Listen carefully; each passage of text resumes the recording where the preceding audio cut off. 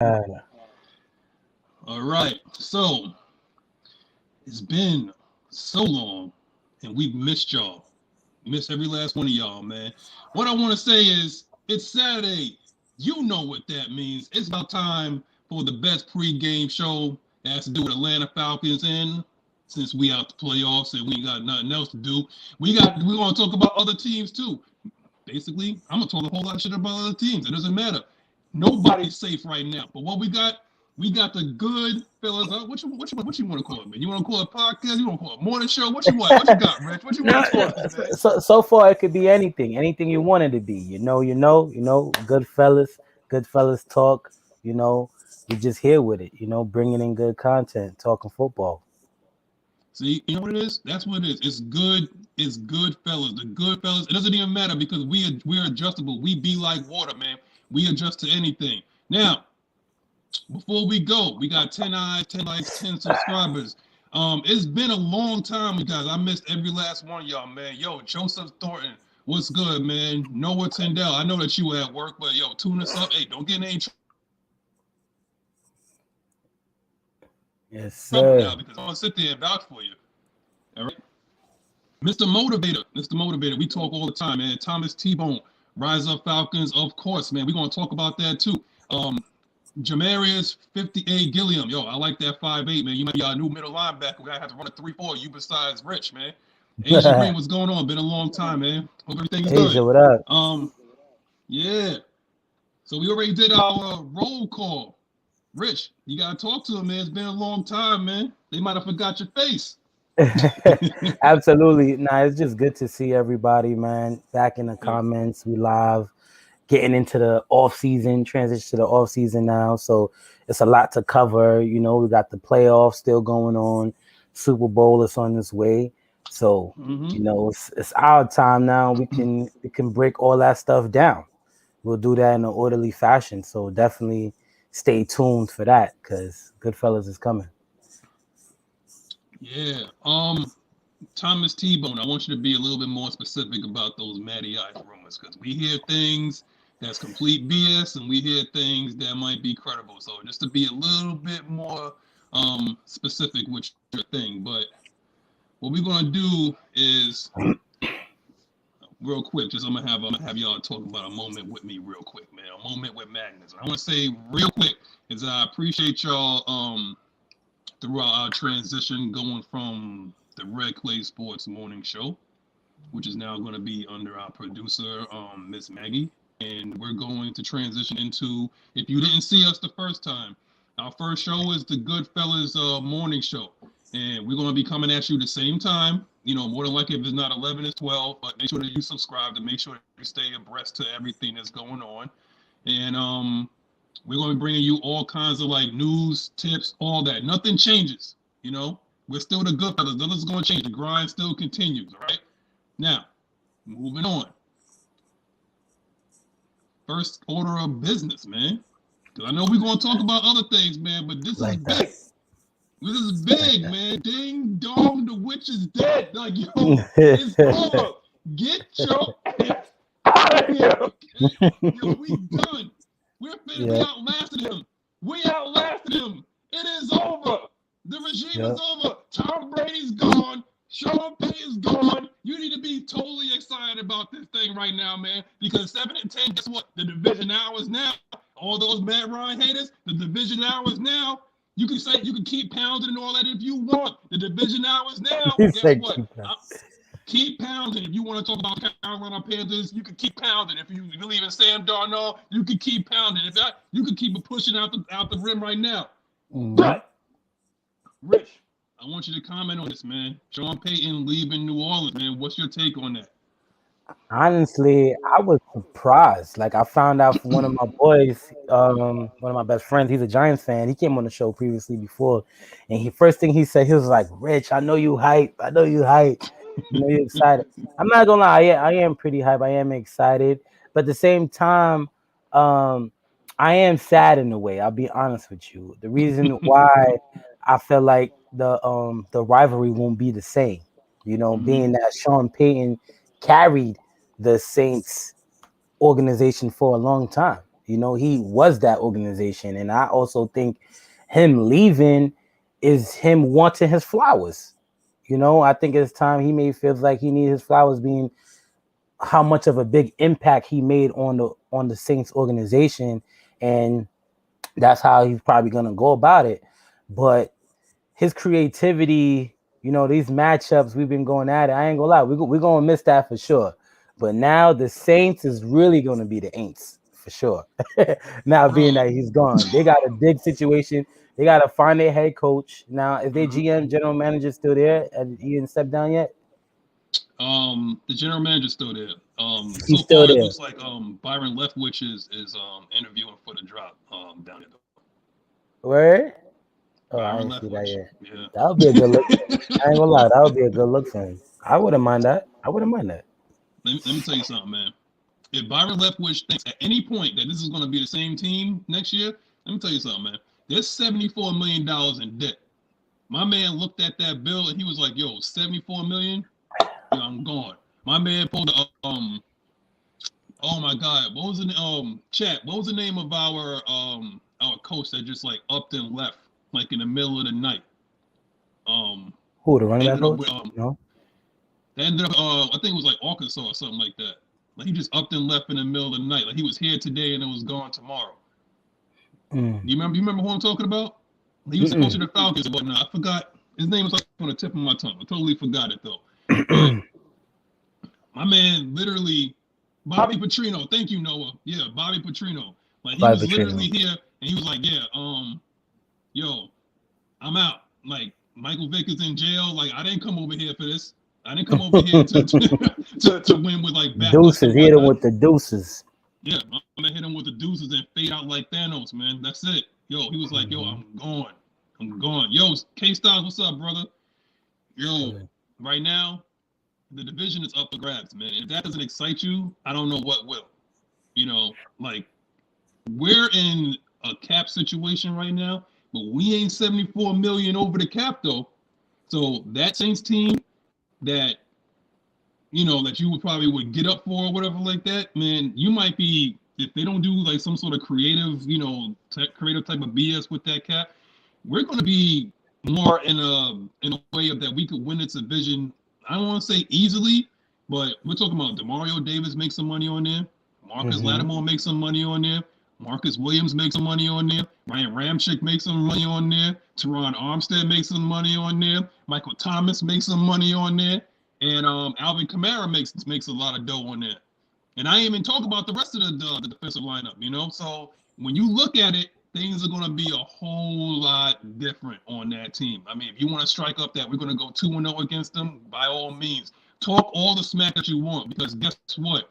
Sean Payton did the same thing to us with the choke move and all that. If you want to troll New Orleans Saints right now, you do that, because we outlasted you. That's what we did. We outlasted you now. We got our coach. We got our GM.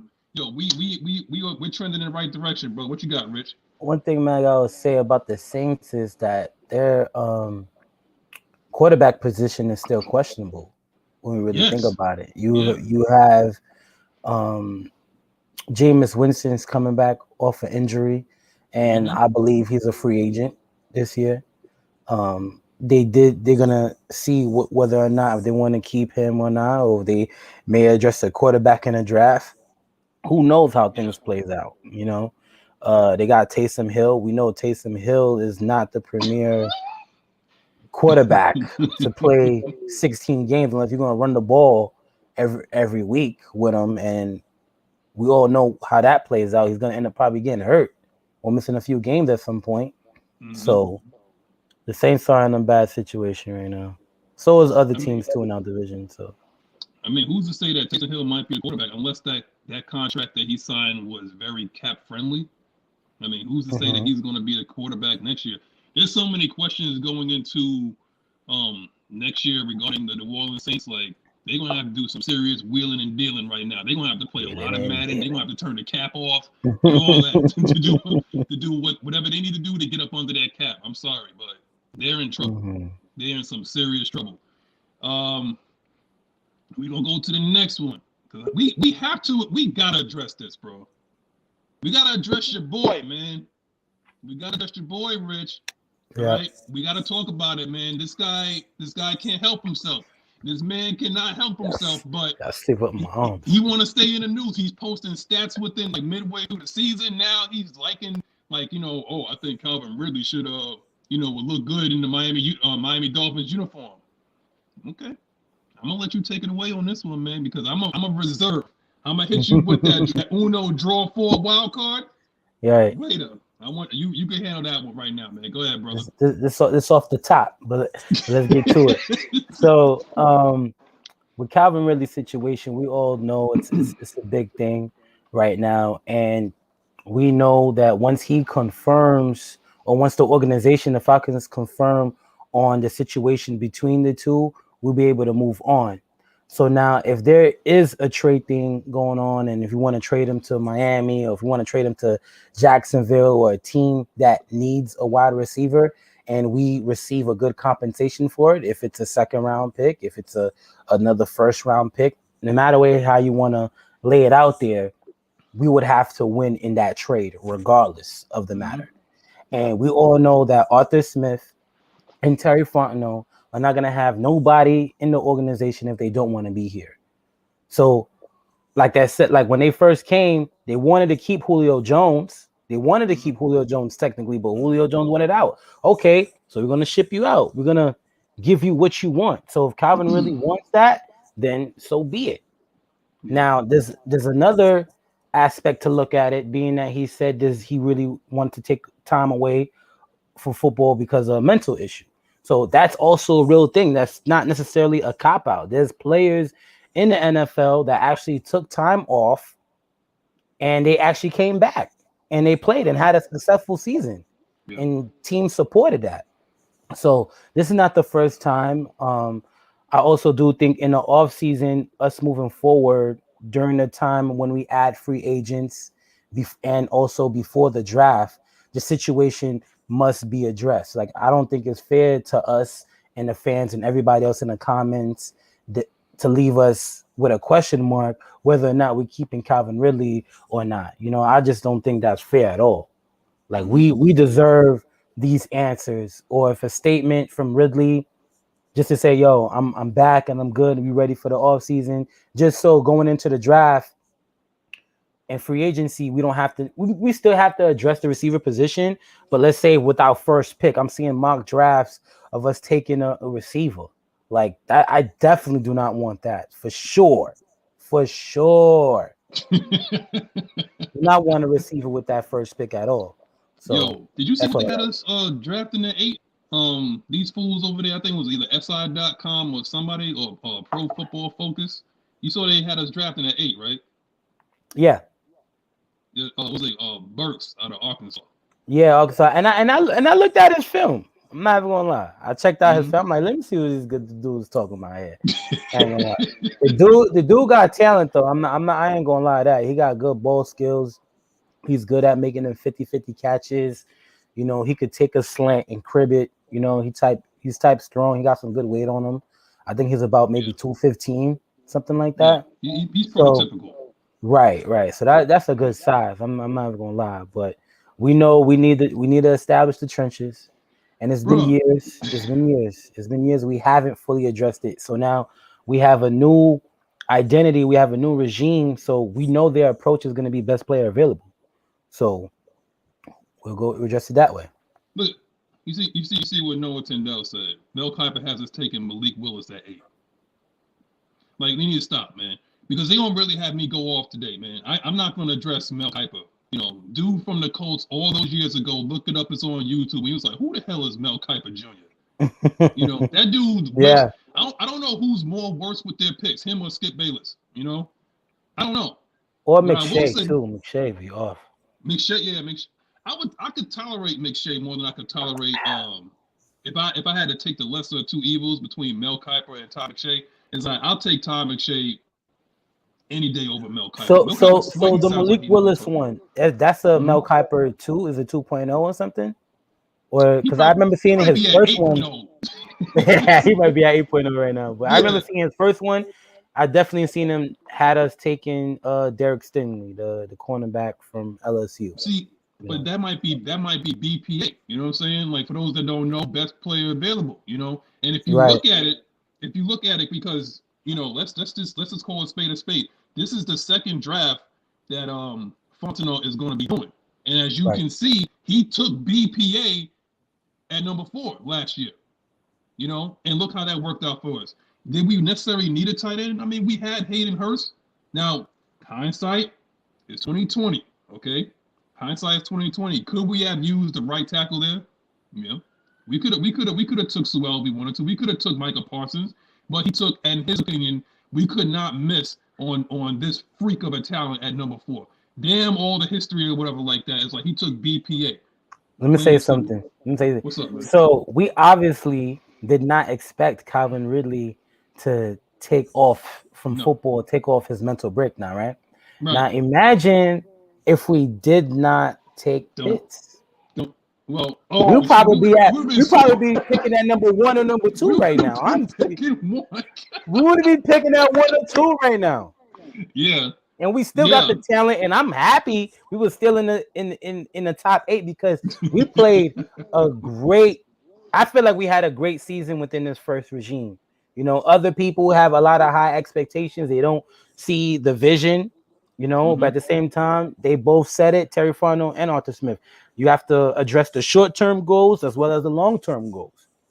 We definitely addressed the short-term goals. How did we do that? By drafting some of these free agents to 1-year deals, by getting a top rookie, slowly bringing him into the offense while he's playing multiple positions. And he's seen, and we've seen that he's capable of doing that and playing at a high level.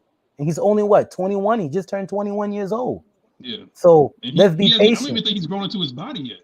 Honestly. Nah, he haven't. He's 245, and like I said, that dude is lanky. Like he hasn't really grown into his body yet. Like this dude right now is going off of just raw talent. Like he really hasn't he don't understand the nuances of being in the NFL. And he's getting a whole offseason right now to take care of his body, get his bread, get his mind right and all that, because he already seen what getting your mind right can do to other people on his team and whatnot. He wants to be here. He's getting a good rapport with Matt Ryan, but the only thing I got to complain with Matt Ryan is I understand this dude is freakishly fast. You can't stop. You gotta stop throwing behind the dude, man. Yeah. It's like what he like Kyle Pitts is so fast is that Matt Ryan throws behind him. He's not used to that kind of speed at the tight end position. I think with Matt Ryan, sometimes even since we had Julio, it's been like that. There's times where Matt Ryan always throws the ball in an area or type of accuracy where he knows it's safe for you to get the ball, even though it's slightly underthrown or not. But there's times where that's not needed. We need you to lead him all the way, hands reaching out, stiff arm, and he's going 6 to the end zone, which is sometimes we don't like sometimes about Matt Ryan. But he's still accurate at the end of the day. And I think with Pitts, once he gets more familiarized with him being aware of where he's at on the field, because there's times with those routes, with those corner routes that he run, or those curls or those hitches where he make a catch near the sideline area where he needs to just plant his foot and just get upfield. Typically, he's just been going out of bounds and stuff. So I guess once he gets more familiarized where he's at and know how to break tackles and get skinny in between tackles to break it and keep going, is going to be a big season for him next year. I mean, he already knows how to like I said, he's going off a raw talent right now. We're already seeing that this dude can take the top off of the defense. You know what I'm saying? We're already seeing that he can stiff arm somebody into the sunken place, like what he did to Justin Poyer on the Bills. So we're seeing what this guy can do. And he was kind of just going about, the motions of going in the offense and whatnot. And this is also a tribute to Arthur Smith of not knowing, because he got totally blindsided. I'm going to give this guy a pass this year because he got totally blindsided because he came to the Atlanta Falcons with the thought that Julio Jones was going to be here, that Calvin Ridley was going to be here, and that when they signed, CP, when they signed Flash, this guy was probably salivating at the mouth with the type of schemes that he could draw up because you can't double team everybody. And when you drafted, Kyle Pitts, you could see exactly the potential of what this offense, could have been, but unfortunately, when it comes to when you're used to dealing with somebody, you know, it's like a long-term relationship, and you're used to dealing with somebody, and it's like you've been like Dan Quinn pretty much been here for a certain amount of a long length of time, longer than he needed to be, and certain players got used to things being done a certain way, and this is what happens, you know, like my man, you know, Julio, he wanted out. We didn't like it. You know, we felt like, you know, like the jilted girlfriend or whatever like that. It's like, hey, stuff like that happens, man. If you want to see, as Falcons fans, we have to, if we truly want to be respected by the league, it's like, look, if you don't want to be here, if you want to be here when we're like struggling, then don't be here when we're, you know, when we're almost at our apex. And going into next year, it looks like we're trending in the right direction, man. Terry Fontenot is gonna be digging up some stuff. Now, going back to the draft, is like, no, we're not gonna take Burks at number 8. I'm sorry, BPA. There's gonna be some edge guys there. Now, the way things might fall, because let's see, I don't know if Stingley's gonna be there because the Jets are gonna be picking in front of us, and the Jaguars are gonna be picking in front of us, and so I'm looking at it, and even like the Detroit Lions, and a lot of those teams might need a corner. But what I can say is that at 8, you're going to get your pick at edge. You know what I'm saying? It might be, I honestly think Hutchinson is going to be there at 8. And Hutchinson reminds me a lot of Patrick Kearney, man. I don't know how you feel about him, but he reminds me a lot of like a Patrick Kearney type of Yeah, he has a great motor when you watch Hutchinson, his tape. Like he has a relentless motor at that. Like he does not give up on plays, and even though when it's a big third down and a ball is thrown to the flats, like he's planting his foot and he is sprinting behind, try to make a tackle from behind, and that's what you want to see, and that's the type of caliber of players that you want in your defense. Dean Pease emphasized it in the interviews, like we lacked, and we was at least worse in the league in sacks and in pressures, and you cannot rely on blitzing to put pressure on the quarterback. You just won't win that way. That's not an effective defense. So we haven't addressed the trenches position in a long time, and I think it's definitely that time, and we honestly need to give Dean Pease all the pieces that he needs, honestly, for us to be even to be in the playoffs next year. Dean Pease need to get all his pieces. If we really want this ball to get rolling as fast as we can, we definitely need to address all the pieces. Reason being, Arthur Smith showed what he can do with an average offense. Yeah. With an average offense. An average offense. With just Kyle Pitts, being that Ridley was there. So now, once we find out, once Ridley is coming back, or we know what we want to do offensively, we get some weapons. We got Cordell Patterson. We could make things happen with an average offense, to be honest with you. But when you have that defense to link with that offense, we've seen the Cowboys do it, even though they lost in the first round. Like, because last year in the draft, the Cowboys, all their picks was defensive players. It's panned out to work out for them a little bit.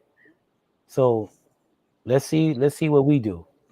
I think and this goes back to our initial topic here, because chat's going crazy with the type of things that they're saying. I appreciate y'all, because we're going to address some of these right now. The rumors of Calvin Ridley to Miami. Okay, now this is what I would do, and I'm gonna give you Rich, and I'm gonna give the chat, a couple of scenarios. Now, the Giants, I know there's some people that were saying like you trade them to the Giants, but they have too many. First of all, they're in cap hell as well. Number one. Number two is like they already have like some wide receivers there, and they need to see exactly how that kid Kadarius Toney is going to play out. And then you also got Galladay, and they also got what's the name doing the slot? Forgot his name, but that's what happens when you deal with Sterling or something like that. Sterling Shepard. Yeah. Now, moving on from that though, so I don't think that's going to work. What could make sense is Philly, because as you've seen, like when Philly got onto the same field with the Tampa Bay Bucks, Devontae Smith couldn't really do anything, man. Like he couldn't do it all by himself. And they got Dallas Goedert and whatnot, but they need some more playmakers on that team. That makes some sense to actually trade him for a number one. I don't care what anybody say. You can get a number one for Slide. Like he's already like an established talent. Right. He's just getting into the prime of his career. He's not necessarily injury prone. And another thing is, like you may have to pay him after this year, but Slide is a number one in certain, offensive schemes. And I think Philly makes a lot of sense, especially for like a first round pick.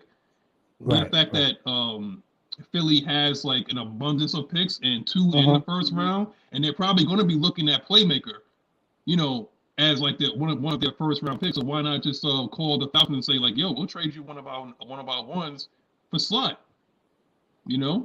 Yeah, right. Absolutely. I'm not taking anything less than the first round, I believe. Like, even with the Julio situation, I don't care if he was old or not. He proved he was worth the second round pick, but I didn't care. I wanted the first We round out of fleeced that. them. We fleeced the Anyway. Titans, So bro. I still take the second round. But with Ridley, we have to get a first round for that. Dude, we got a second round for Sanu. Yeah. Remember when Yeah. we traded Sanu Oh to yeah, the yeah, Ridley? to the We got a Patriots. second Yeah. round for him, Yeah, and he that was good. was old. So I said, Yeah. I tweeted, I was like, yo, there's always a GM that believes like they're one playmaker or one person away from at least competing in their division and making like that move. There's always P.T. Barnum said this. There's a sucker born every minute. There's a lot of sucker GMs that's in the NFL. Not everybody there is smart. If you work for a living, just because somebody got a degree at your job doesn't necessarily make them smart, okay? There's a lot of idiots in the NFL. You can tell, okay? Slide Ridley is worth a first round. It doesn't matter who you go to. And being the fact that the teams that we mentioned have multiple first round picks, and you don't know exactly how some of these wide receivers will pan out, you have to go with a guaranteed thing. Slide is a guaranteed thing, okay? You know exactly what he's capable of. Why not? Right. Like this, him putting on that stunt, right, cause automatic speculation. Okay, so this would get certain teams to call or to see what's really going on, right? But at the end of the day, it's in house. So Terry Fontenot and Arthur Smith really know what's going on. So if it's a really mental thing, it's a really mental thing. And I want to put an end to the rumor stuff here. If it's not confirmed for a team calling about Calvin Ridley, if it's not from Ian Rappaport or Adam Schefter, it's no need to cause a rumor or bring up certain things that can possibly happen. All right, let's just put an end to that. If it's not confirmed, if a team calling regarding Calvin Ridley, just stop with the rumors. All right, let's just make some sense here of certain things that's happening.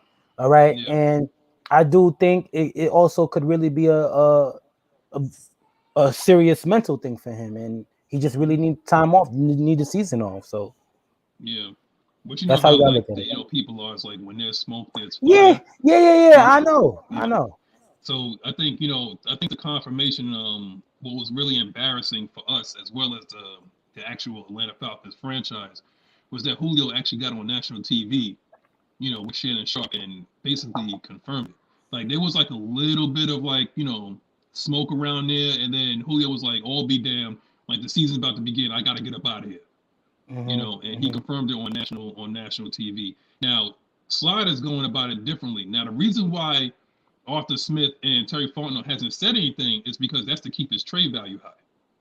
Because I guarantee they're going to trade him. It's just the fact that we can't say what's necessarily wrong with him, if there's anything wrong with him, or he just needs to take time away from the team or whatever like that. Yeah, but I'm not going to disparage your name because when it comes down to it, it's like the NFL can basically wipe you off our books, for not playing last year and living up to your contractual obligations. And then two is that we could trade you behind somewhere, and we won't say anything. That's a conversation between the GM, Terry Fontenot, and the GM who decides to pick up the phone and call, which I believe is probably going to be Philadelphia. Now, if he ends up saying, like, look, if you want to go to Miami, fine. You can go to the AFC. We'll never see you again, okay? If I'm going to trade him to the AFC, if I'm going to trade him to Miami, this is who I would want, okay? It's going to take a little bit of, financial moving around and stuff like that. Stingley, I don't think Stingley's going to be there at 8, okay? But we can address edge at 8. If we trade Slide to Miami, I want Xavier Howard. because I want to pair him up with AJ, and it's going to be just straight clamps at there. Now at 8, you got flexibility at 8. If like what some people said, I believe Maurice Amy said that the best player on the board might be Kyle Hamilton out of Notre Dame. If you want to go that way, you know, they're saying that there's a lot of defensive linemen and stuff like that. We're at a great spot at number 8, Yeah, and there's plenty of different things that we can do, primarily on the defensive side of the ball. You know, like you said, there's plenty of edge rushes. I believe the kid from what's his name, Ajobo, I think he's gonna be there. Yeah, David Ajobo from Michigan. Yeah, he could be there. He's definitely gonna be there at 8. There's a chance, like I've seen Kyle Hamilton, he could definitely be available. He's a type of piece where you can put him anywhere in the secondary, but I mainly see him also perfecting the slot position for some reason, even though it is one of the main difficult positions in DMP's defense, and it sets the tone for everything. But I could definitely see him being all over the field for us if he's there at number 8. This is why I would say why he looked so DMPs looked so dejected when Isaiah Oliver went down. I believe that we're gonna re-sign Isaiah Oliver because I swear to God DMPs is gonna want him back. DMPs, and this is why I had an issue with Debo, okay? And I know me and Matt might kind of differ on this, is because DMPs specifically throughout the year has spoken about the guys that he liked, and he liked core guys. Now, the reason why I say this is the reason why that Link Martindale decided to up and leave, like the Baltimore Ravens and whatnot, because they didn't get his guys. After a while, that Baltimore defense did not look the same. Okay, there's one thing that's associated with Baltimore, and that's defense. And after a while, it just did not look the same. The corners did not look the same. The linebackers did not look the same. Yeah, you see that, right? Like it wasn't his guys. It was just like it was a bunch of flash in the pan type of guys. It wasn't like grinders that he was used to, right?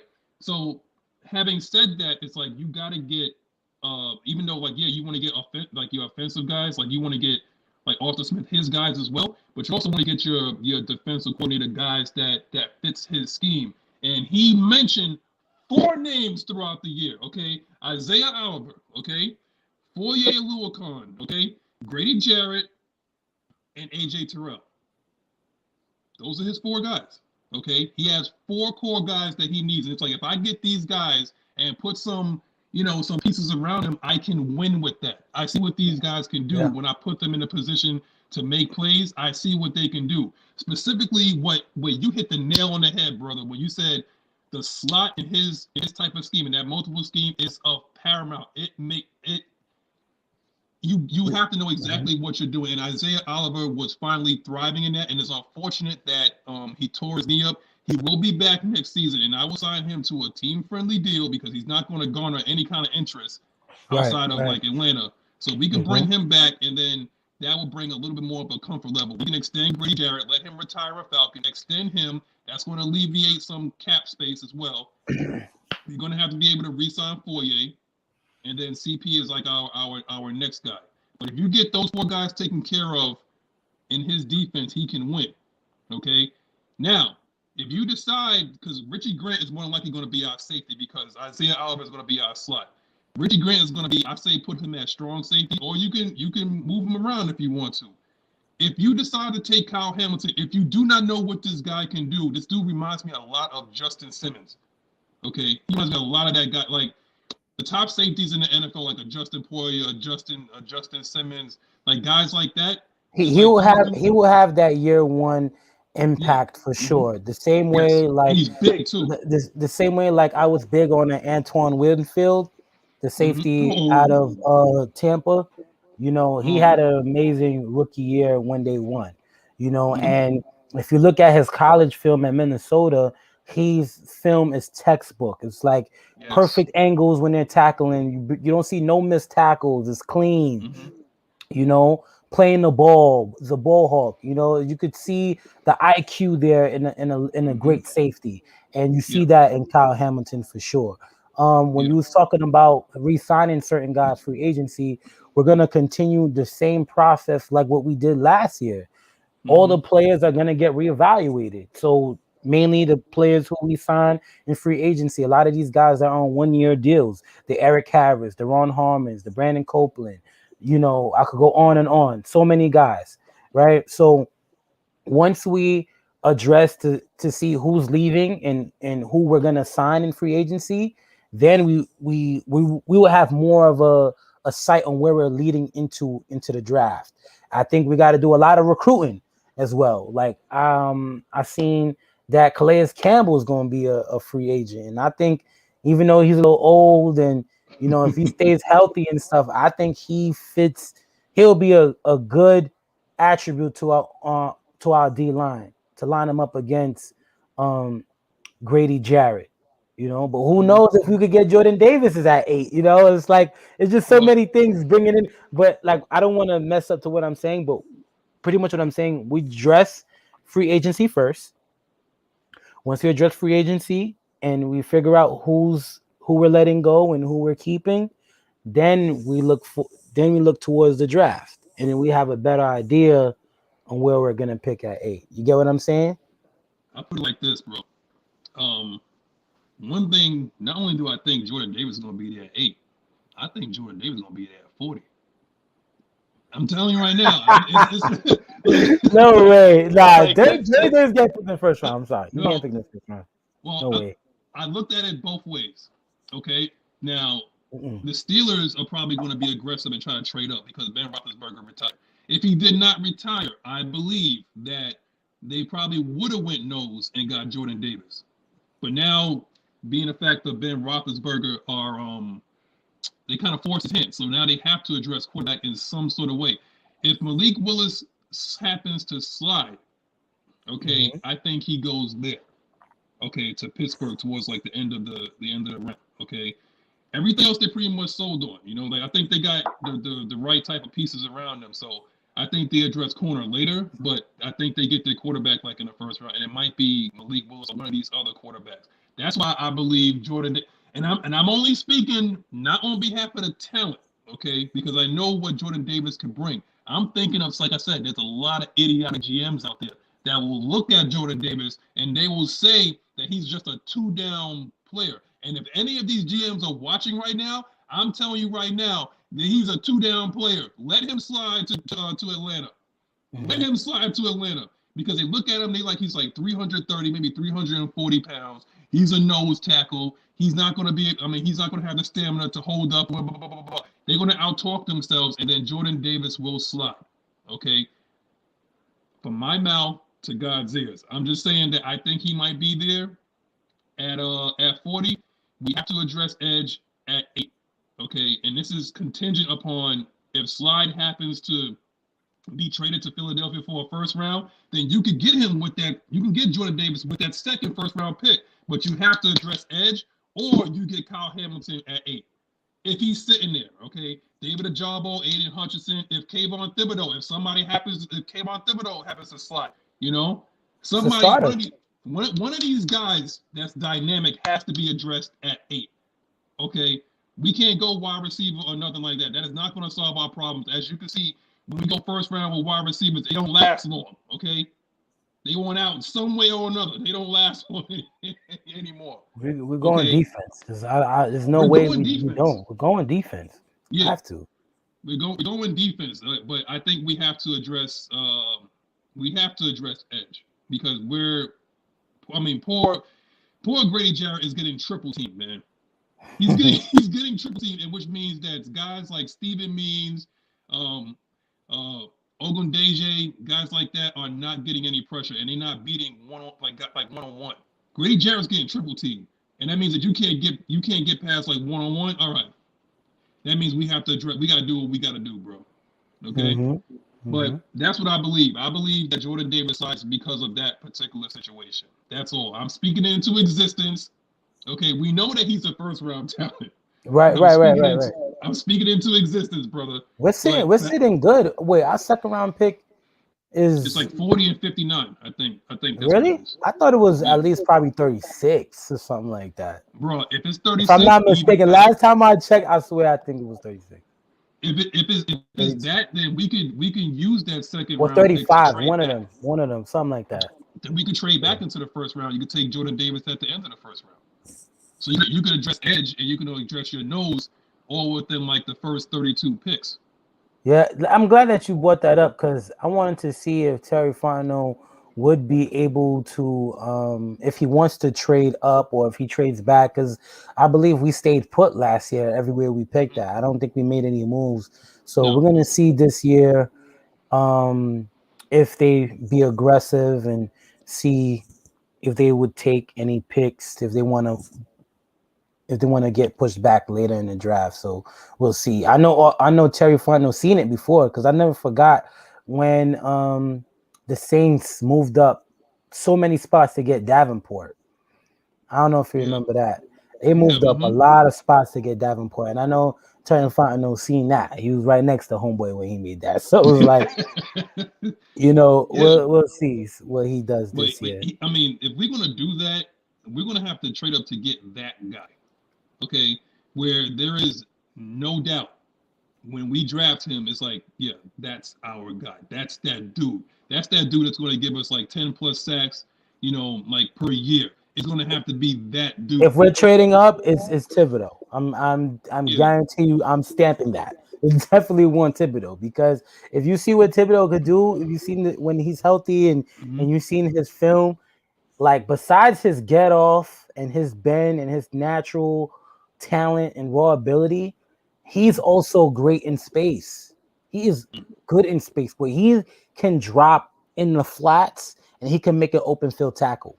And we've seen in Dean Pease defense, there's times he drops the outside linebacker into the flat sometimes just to even confuse the quarterback. And when we play a little cover 2 or something like that, and they'll come up and make the tackle. We've seen Ogundeji do it a few times here and there. Some players are able to do it, but I've seen Thibodeau, he's good in open space. So I know you spoke about Thibodeau a lot. I think that's your guy. Yeah, but I'm trying to be realistic here, but because 8 is still a good pick, you know what I mean? So it's like even though if we don't move up to get him, or if we've seen that he's sliding back to us, then there's a chance you may move up if he's if he's falling back a little bit, like we said, Ojabo's gonna be there. Like he's good too. He's very good. I like him. So I'm telling you right now, man. Like I'm just gonna be spitballing here, okay? So I'm just gonna just be okay. So we need some sort of running back right now, and I'm looking at it like this. Do you draft a running back, right? Like this entire draft. Like, do you draft a running back, or would you trade one of your picks to a team that has a dynamic backup? That can be like your number one. That's why Arthur Smith had King Henry when he was in Tennessee, right? There's a particular guy that I like outside of Deontay Foreman because I think we could get him. We can get him in free agency, and I think we actually had him on our practice squad. And unfortunately, when you're on the practice squad, like anybody can pretty much take you. We had him on the practice squad because he was getting up to speed with the playbook. I think Deontay Foreman is the type of running back that Arthur Smith likes. Okay, personally speaking, I like A.J. Dillon. I also like Kareem Hunt. I do too. And would be willing to part with any one of those guys. I don't know, but. What I will say is like I like instead of see the splash cast. He said he's like I knew you was going AJ Dillon, that's my guy. I like a dude like that, 6'1", 247 pounds that got wiggle and could run you over. That's like a 20 plus carry type of dude. We see what he can do. Green Bay might be in a rebuilding process because Aaron Rodgers might be out of there. His offensive coordinator is in Denver. Okay. Well, the Splashcast said this, and I'm gonna ask you something on this. You think the Giants will get rid of Barkley for a Ridley type of trade? Absolutely not. I don't think. Do you think the Giants are sold on Barkley? I don't think they are. Yeah, no, I think they are. I think if it was up to Saquon, he would not play. would even play this season. Honestly, I think he just had to play, just to be there for his team, just to show, he's a little healthy and stuff. You don't want him sitting out a whole another year again and stuff like that. I was even fortunate. I was fortunate enough to meet Saquon Barkley on my birthday. So, Oh that wow. was lit. Yeah, man. I got a picture with him and all that. I was chopping it up a little bit. And, he was limping when I seen him. I Oh, just wish him good luck. Stay healthy. But he ended up coming back. No, he wasn't healthy. He wasn't healthy fully this season. And he didn't even have an offensive line. And I think now, and I told my boy that's a Giants fan, I'm like, they got Brian Daboll right now. And I think Brian Daboll, their running game will definitely be a lot better compared to last year, being that they have Brian DeBall. I think once they figure out their offensive line situation, they had a lot of injuries as well. Giants had a lot of injuries, and their offensive line was pretty much terrible too. A little probably worse than ours, honestly. And we were complaining about our O line, Jalen Mayfield and Hennessy. So the Giants had got it bad. So I think the Giants, I see them. There's a chance they could go both O-line in this draft because I think they got 4 and 7 or something like that. And we're picking right after them. So who knows what they will do? If I was them, I would I think they're secure gonna that get offensive dude line. from Alabama. They're gonna go linebacker in one of those two. They I they, think they they could go go linebacker in one linebacker of them. or they could get Kyle Hamilton. That's what I said because Peppers is a free agent. Peppers is a We'll free see. agent, but Yeah, we'll see I what they think do. that they're gonna get one of those tackles that's gonna be available there. They're gonna Now get they're one of them definitely they're tackles. definitely they're definitely getting Yeah, an offensive lineman for sure. yeah. And they could So get Dean. They could get N'Kobe Dean from yeah, Georgia. but it'll probably be the second pick, not the first one, not the first one. No, I And think the first one they go tackle. yeah, Yeah, definitely like tackle. Neil or something like that. I think they go Yeah, tackle with that. Yeah, and I know you see Mark Drafts when they'll be pick number one. So let's not ignore that either. yeah, When guys being sliding back a little bit, but yeah. back to Brian Daboll a little bit. Like we seen what he was able to do in Buffalo with Josh Allen and with the running back Stingley and stuff. They Hmm. was able to do a lot with that. So with a Yeah, premier guy like Saquon Barkley, and you design a good running game, yeah. that's I mean, I they think really they'll have be to be better. sold on Daniel Jones because Yeah, they are. The GM, I the mean, GM confirmed it, even though he has no choice but to say yeah, something like that, being that it's your first hire as a GM, so you can't say yeah, nothing bad about quarterback coming in. But we yeah. got some good running backs for I sure. mean, they don't have any choice because they're cash strapped, so they have to, re-sign him.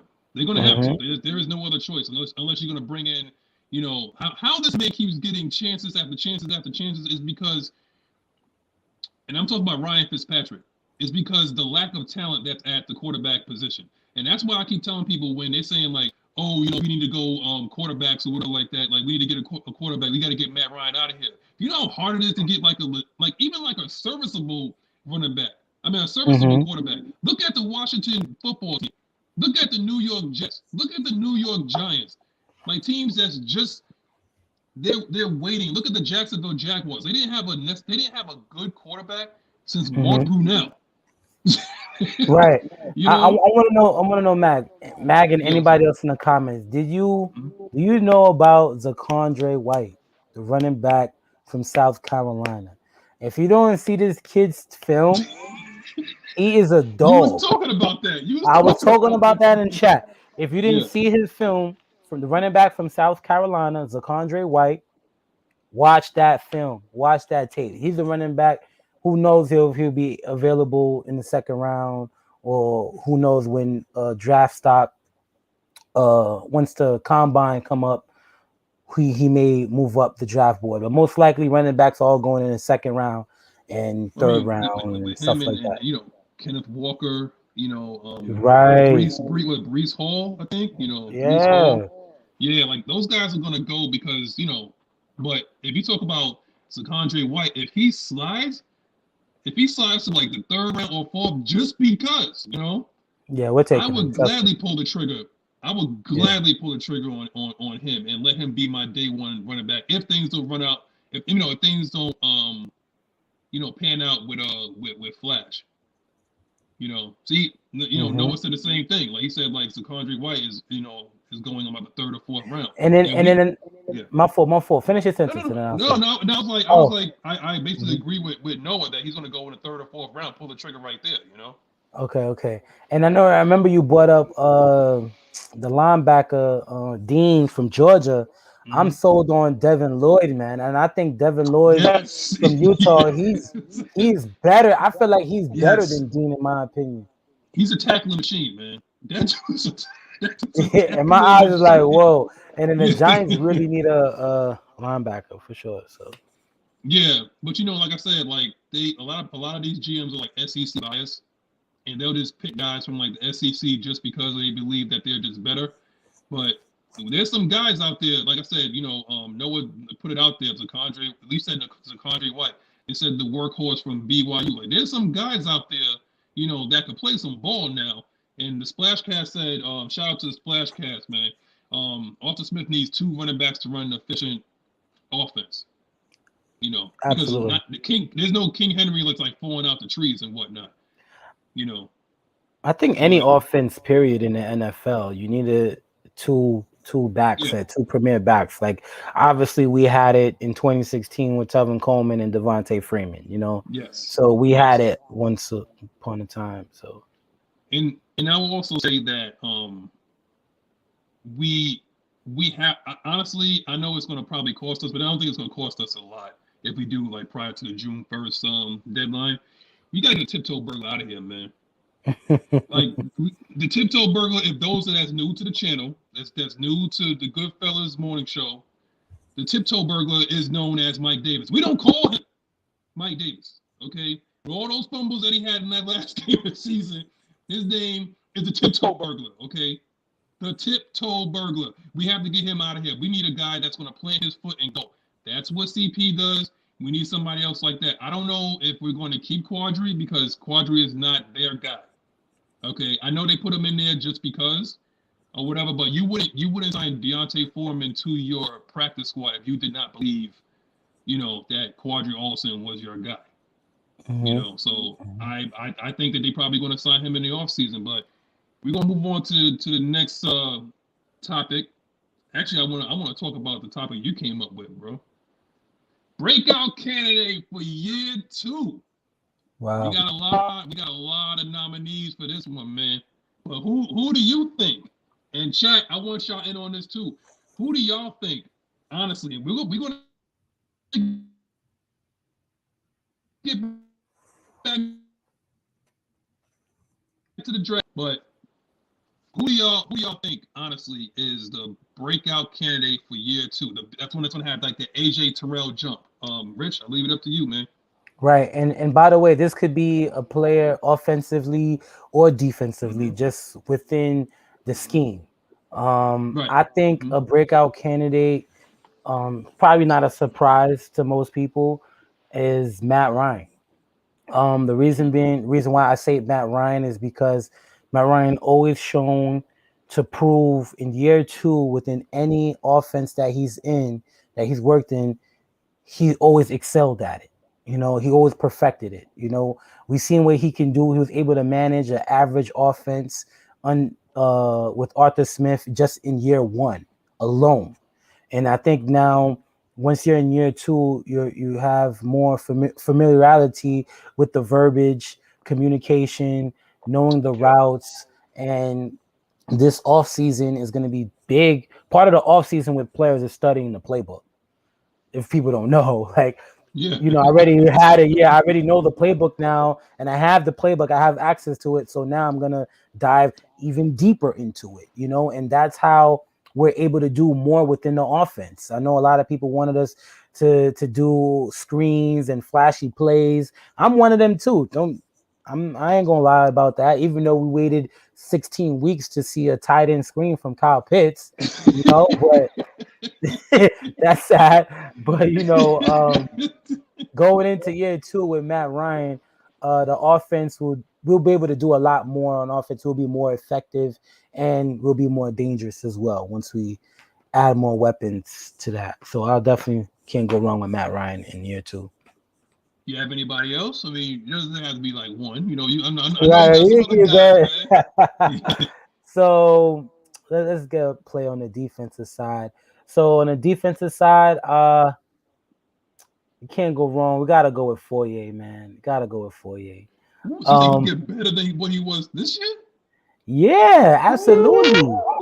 Absolutely, because he is the communicator within the defense. He is the guy that has the green dot. You know, a lot of people didn't understand why Debo wasn't making as plays as he used to as much because he's out of the middle now. Debo's playing the will, and Foye is playing the mic. So he's shown to make a lot more plays in the middle. He has the body type and build to take on those blocks, to make those tackles. Every play you see him running from sideline to sideline, and he made some clutch plays for us in the red zone, which is a crucial area. And I think with him, he's a guy from Yale, obviously. So it's like he's a very smart dude. So now he's gonna even be playing faster now. He's gonna play a lot faster now. So once you have an idea on what you're doing, there's no thinking being involved. All you're doing is just reacting and just playing ball. That's it. Yo, I got a few, so I'm just gonna throw it out there, okay? God, man, I mean, on offense, it could be. I mean, I don't want to take the safe way out because I know you said Matt, and I know what Ice can do. I know what Ice can do, and the thing is, like, he's done this, you know, under multiple offensive coordinators from that year 1 to year 2 jump. Yeah, like, you always have that jump. You always have that jump. Yeah, like they always skyrocket like year 1 to year 2. When he has like a full off season to really like digest the playbook and whatnot, like Matt Ryan always like his numbers always go through the roof. Nah, Splashcast. We don't talk about Jalen Mayfield yet, man. But and this is all depending on the draft. And I'm gonna say this all really depends on the draft. Now, and if we resign, damn, man, like you made this hard. Like, you made this really hard. Cause I'm thinking maybe like Matt Hennessy. I'm thinking maybe Matt Hennessy, but maybe Russell Gage.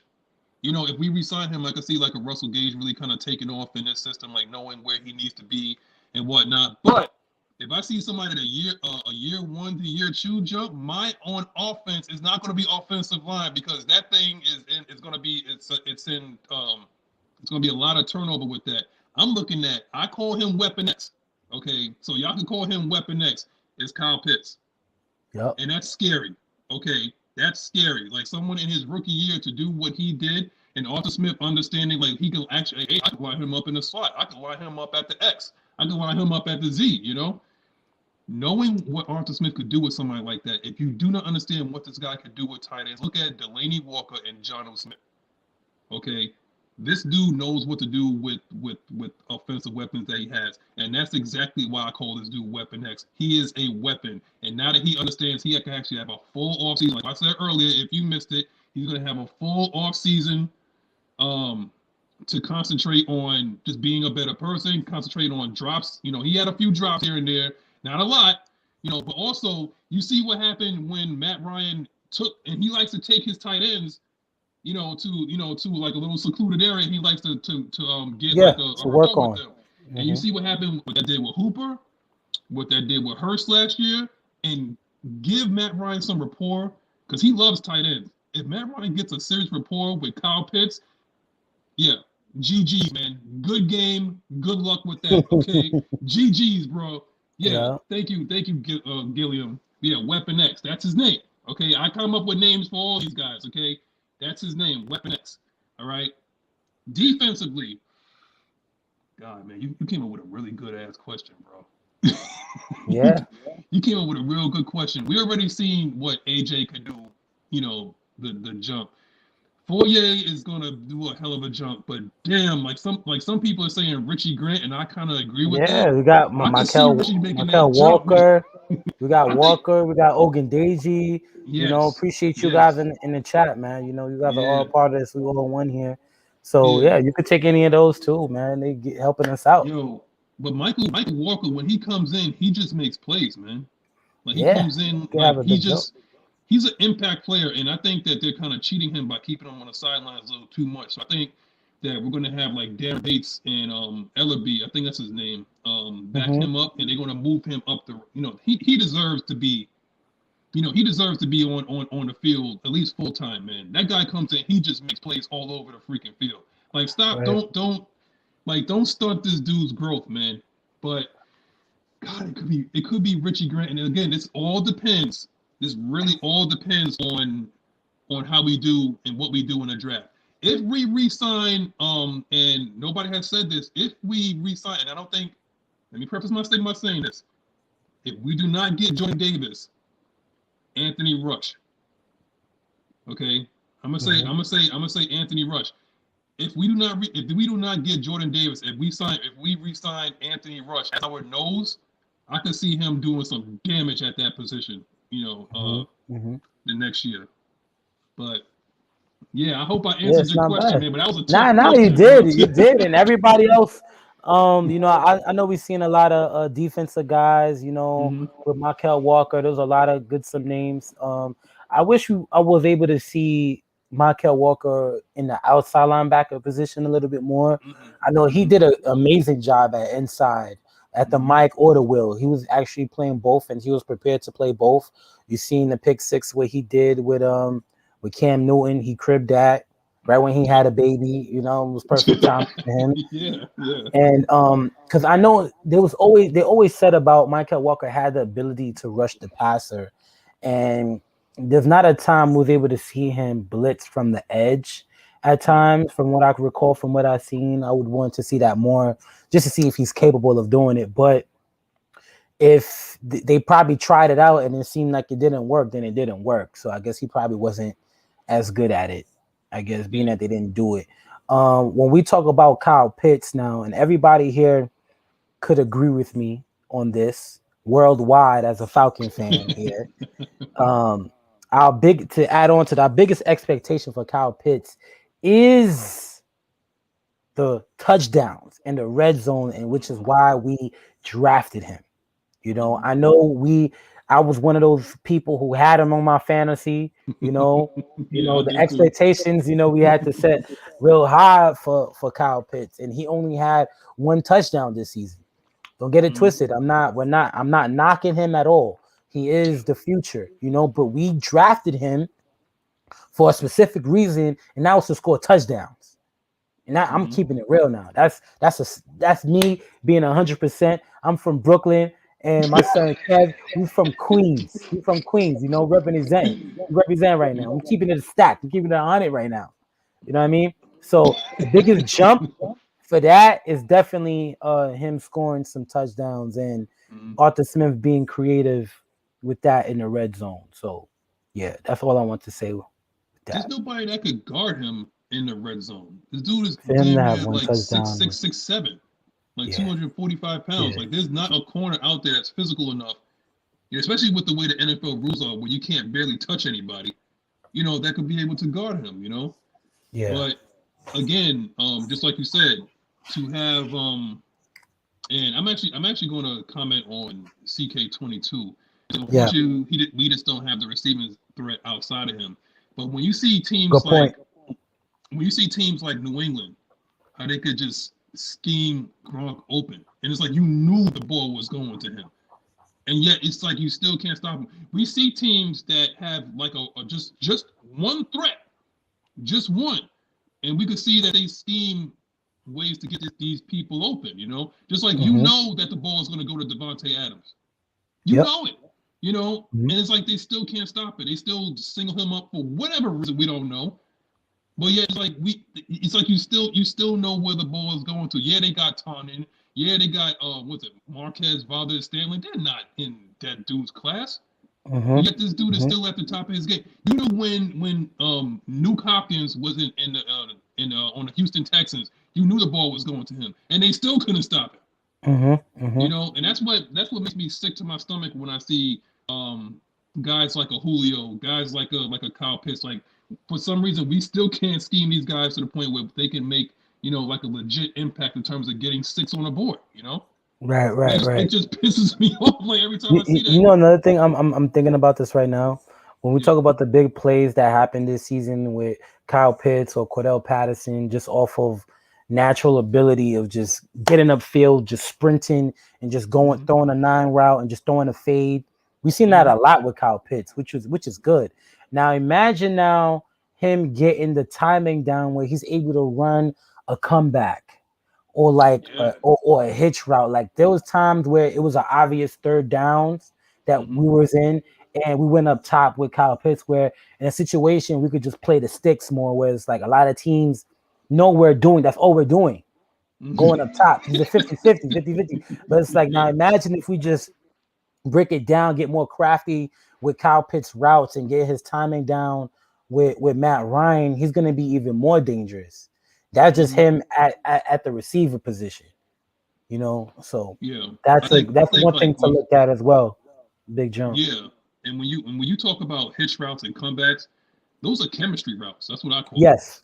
Yep. Like Absolutely. you have to know like when your receiver is about to about to stop his feet at that 10 or 11 or wherever exactly like he needs to stop. It's like that ball is going to be out, and it's just knowing the fact of where your man's going to stop. When you come back, that ball is going to be out. As soon as you go into your break, that ball is going to be there. That comes with Hmm. over time and chemistry. And Matt Ryan and Kyle Pitts is definitely going to believe like during this off season they're going to definitely work on that. Um, he has chemistry with Russell Gage, so I believe that we're going to resign. We're definitely going to resign him and CP. I know that's probably like the top of their list and whatnot. But yeah, I'm gonna move on to like another Yeah. topic. I know I don't have it on here or anything like that, but I want you to particularly talk about some of these games. You know, we Oh only yeah. got Yeah. two. We only got two.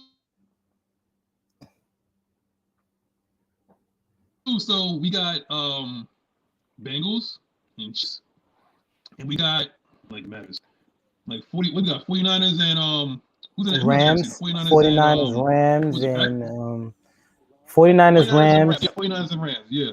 49ers, Rams, and Cincinnati and Chiefs. So yeah, we could Okay. break this Cincinnati stuff and down. Chiefs, Which man. Like break it down and talk to me about the Cincinnati Bengals and the Chiefs. And if you're a Chiefs fan, you need to be on upset alert, man. so now when You need it to be when on it comes upset to the alert. Bengals, and with Joe Burrow and Jamar Chase and Nixon, what they're doing is amazing, and nobody expect them to go this far at all. Mm-hmm. And going starting from the first season, I mean from the first game of the season when they were talking about Jamar Chase dropping balls and stuff like that, saying he can't catch and all this and that, compared to what he's doing now, is it is good for them to see. And congrats to the Cincinnati Bengals fans for sure. I know it's well deserving. They've been waiting a long time to be in this position. I don't think the Bengals defense would be able to keep up with Kansas City offense, Mm-hmm. honestly. And the amount of pressure, because I believe it's going to be a high scoring game. Yeah. And who knows, can Joe Burrow consistently apply that pressure and expose Kansas City defense going touchdown from touchdown to touchdown to touchdown? Um, I don't see that happening as much.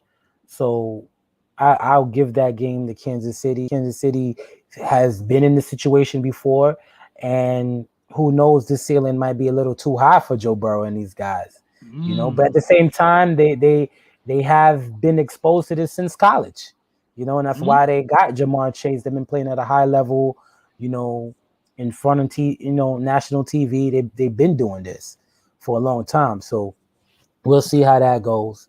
But I got Kansas City coming out with the win on that one, just based off of experience and being in the situation before and taking control over the game. And then All I'll right. let you go. Then we go to NFCF. Yeah. Well, first I gotta address the 499 from D Sloan. What's good, Appreciate brother? that, man. Appreciate it. Appreciate it. D Sloan says, if we end up parting ways with Ridley, we better get a player who can contribute in a first round pick. Also, Cincinnati is my hometown. Go Bengals.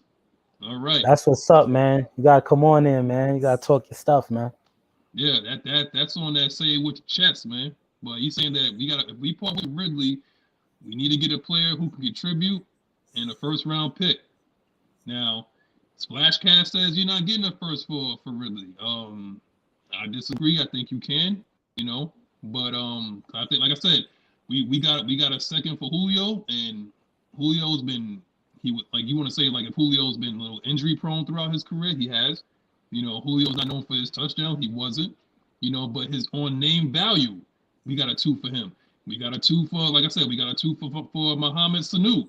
But do I believe that a young Calvin Ridley can be, if not better than Mohamed Sanu and on the same level as a Julio in the right system? Maybe. But I know Philadelphia needs a goddamn wide receiver, though, outside of Devontae Smith, because he ain't it. Not by himself. He's not that guy. He's not that guy by himself. So, just saying, just to address that. Now, to go back to Bengals and Chiefs. All right. This game it's going to specifically revolve around one man, because you can see exactly how this team just lacks a sense of direction without Tyrann Mathieu on the field. Mm-hmm. You saw Davis score 4 touchdowns, breaking a record. Yeah, my man scored 4 touchdowns, and it was basically because of lackluster run. I mean, he broke somebody's ankles on route running, but the safety is supposed to pick up the slack in case that happens. Sorensen ain't that guy. I'm sorry, Sorensen is not that dude. Okay, if Tyrann Mathieu is if he comes through concussion protocol, I more so have the Chiefs in a shootout. Because I don't know if Joe Burrow has enough. Can make enough plays. They can make this game ugly because they have a decent running game. But yeah, they got Joe Mixon, and they can make it nasty if you want to. The Chiefs are, their defense has been playing well, but I wouldn't want Joe Burrow to sit back, 40, 50 times, because you saw what happened, last game where he got sacked almost like 9 times. If you have any kind of respect for this man and how his career can develop long term, you don't want him sitting back there like 40, 50 times with that leaky offensive line. I'm sorry. Right. But do I believe that they have a chance? Yes. Do I believe that they're scared? No. I mean, this team, like, they're playing with so much confidence right now. It's not even funny, man. And they believe that they can go toe to toe, and they believe they got the horses to go toe to toe with anybody. Like, they go like 3 deep at receiver before we even get to CJ Uzama, before we even get to Joe Mixon that can come out the back. They got Jamar Chase, T. Higgins, and they got Tyler Boyd. Those some big dudes, man. And if you ain't got the corners that could cover them, it's gonna be GGs for you. So you gotta figure some stuff out. Okay. Yeah. Yeah. And defensively for them too. I know they got Hendrickson. I was his name. Hendrickson. Yeah, there you go. Trey Hendrickson. And Sam Hubbard is on the other side, Yeah, he was that was a good pickup for them, that played a big part of them. And I guess Ricardo Allen played a big part too. Oh man. I didn't have to say that, but that was just a joke. That was just a joke. Good for him to be in that situation too. Jesse Bates. Jesse Bates is another one. Yeah. So that feeds into my thing where if you believe that Kyle Hamilton is your guy, and you have a Jesse Bates or something like that, you can afford to be a little bit more aggressive with some of your play calling because you have the corners and the safeties to make up for that. So Jesse Bates is nothing to sneeze at, man. But he's gonna have his hands. Yeah, we lost Kev, but we're gonna keep going. But for the most part, until he gets back, Cincinnati is gonna play a good fight. Who do you guys got in for this game? Who you guys got? I know we lost you, but yeah, I was just telling everybody, tell me who you guys got besides Cincinnati and the Chiefs. So you got the Chiefs, right? Oh man. If Matthew plays tomorrow, I got the Chiefs. I know I'm hedging my bets here. But you'll be terrible on FanDuel right now. I would. But you know what's crazy though? For the sake of how exciting these playoffs have been, damn, I love to see the Cincinnati Bengals in the Super Bowl. Just Then, for yeah, just for the sake of just seeing something new, right, yeah, Just, exactly. I don't blame you. I don't blame you. That's why I yeah, wanted the Bills to get in too, but right. Bills and Green Bay. I originally wanted that, but they both disappointed. So Can you it's imagine all the right. Bills and that fan base, in LA going through tables over there? Right. So moving on to NFC. Yeah. So who you got for NFC with the Rams and 49ers?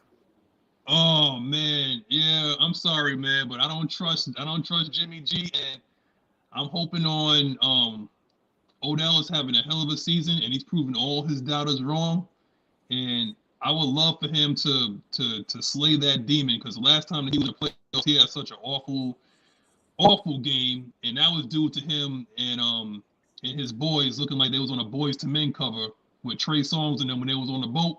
You remember that when Mm-hmm. he went on the boat in Miami right before Yeah, like that Green Bay game? and everybody was roasting him. Yeah. Um, I actually got the Rams like for the second year in a row. The home team is going to be hosting the That's Super crazy. Bowl. They made all these trades. They got rid of Jared Goff because he wasn't that guy. They did get them to a Super Bowl, but they believed that he couldn't get them back just off of talent alone, off of arm talent alone. They went out and they got Matthew Stafford. They went out and they traded for Jalen Ramsey. They went out and they got Von Miller. They went out and got these guys, and they went out and traded for when Robert Woods went out. Like one thing I could appreciate about their GM, he's like, yo, damn the draft picks. It's like I'm They going to got get pull. guys They're gonna that's pull a trigger. established. Right. Right. That dude is like, I'm gonna go get guys that's like established, guys that you guys think are trash, that's probably like breaking down and whatnot. And I'm gonna put guys around Aaron Donald because we believe that he's getting double and triple teams. So we got to get guys around him that could go rush the passer too. Mm-hmm. And that's Mm-hmm. okay. I don't mind. I don't mind that at all. There's teams that want to build through the draft, like it seems like what we do. And there's teams Mm-hmm. that's like, yo, we gotta go for it, man. We gotta But we at the end gotta of the star on day, the defensive that's line. an all-star that's an all-star team. I was about to say all-star defense, but that's close to an all-star team. When It you think is. about you see how Cam Akers, he's healthy, he's fresh. Like he got fresh legs Yeah. under him right now, and he looks amazing. You know what I That mean? dude's a And bionic then Cooper man, man. Kump, Cooper Kump and Odell, that really is a good look. Mm-hmm. So it would be bad on the Rams if they don't win. Like it would look really bad, like really, really, really Yeah. bad. So they have no They're choice gonna have but to to make gut it to that the Super team. Bowl. Yeah.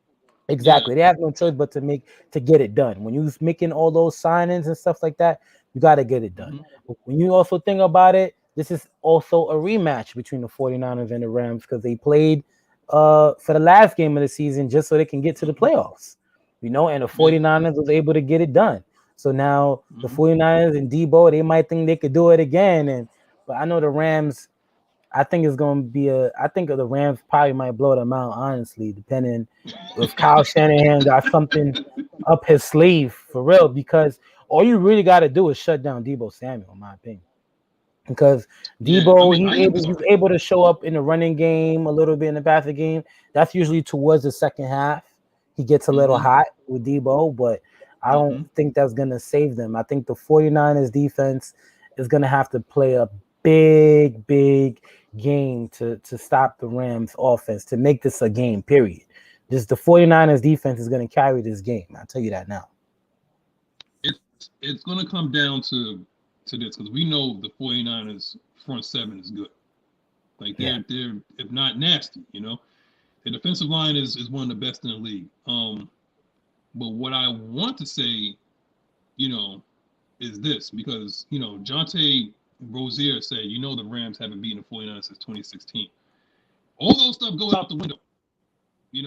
I know they say that stuff a lot, but this is the different Rams team, and it looked like these guys are going for it. The question is that I would question everybody is like, which quarterback do you trust more? Matthew Stafford or do you trust Jimmy Garoppolo? Because Jimmy Mm-hmm. Garoppolo almost gave that game away. They should have beat the Cowboys by 30 last week. Honestly, I'm putting out there like Jimmy Garoppolo literally kept this team in the game. Not his team in the game.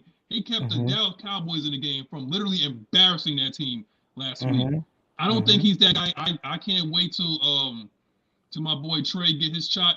You know, like to work in that offense and whatnot. Kyle Shanahan is going to scheme his running backs. He's going to scheme his receivers open. That's what he does. That's what he is. But when it comes down to it, will that 49er secondary be able to stop that, you know, that three-headed monster? That first of all, Cooper Kupp is playing at a different type of level. That dude is like freaking Super Saiyan or something like that, man. That dude is playing at some different type of level, man. And he was playing against like a pretty good Tampa Bay, and I'm talking about the safeties like Antoine Winfield and I forgot the other dude's name and whatnot. But look, it's Cooper Kupp, it's Odell Beckham Jr., and it's Van Jefferson. In case you forgot, you know, like if you try to lock those dudes down, Van Jefferson can beat you deep as well. And if you sit there, you forget about that. Tyler Higbee, you know, all he does is just catch first downs. He reminds me of Austin Hooper a lot. Like just somebody that does his job and he just gets first down. And you have a two-headed monster if you want to go with Sony Michel and you want to go with Cam Akers. Cam Akers basically kept, you know, the Tampa Bay Buccaneers in the game last week too. So he just needs to hold on to the ball. So when it comes down to it, I got the Rams winning, you know, I think they play Sunday, right? Yeah, they're tomorrow. So you got the Rams, I got the Rams too, man. We're on the same page here. They're moving forward, most likely Super Bowl. Obviously there's a chance Cincinnati could do something, but you know, I think most likely the Cincinnati and Rams, and I think the Rams could get it done, possibly winning the Super Bowl. And I wouldn't be mad with that. I'll be honest with you. With the Rams? Yeah, if the Rams are supposed to win the Super Bowl, I wouldn't be. They better. I wouldn't be mad with that. They have no, you know what I'm saying? Because with that roster and what you have on paper compared to what we have on paper, it's a totally different team. So it's just like with that experience and with those vets, you know, just Aaron Donald and Von Miller alone, and you want to add on Jalen Ramsey, like, come on, that alone, just like, come on, bro. So that's what I'm saying, man. Like the Rams got to do it this year because they're going to gut that team next year. Okay, so if they don't do it now, then damn it, win.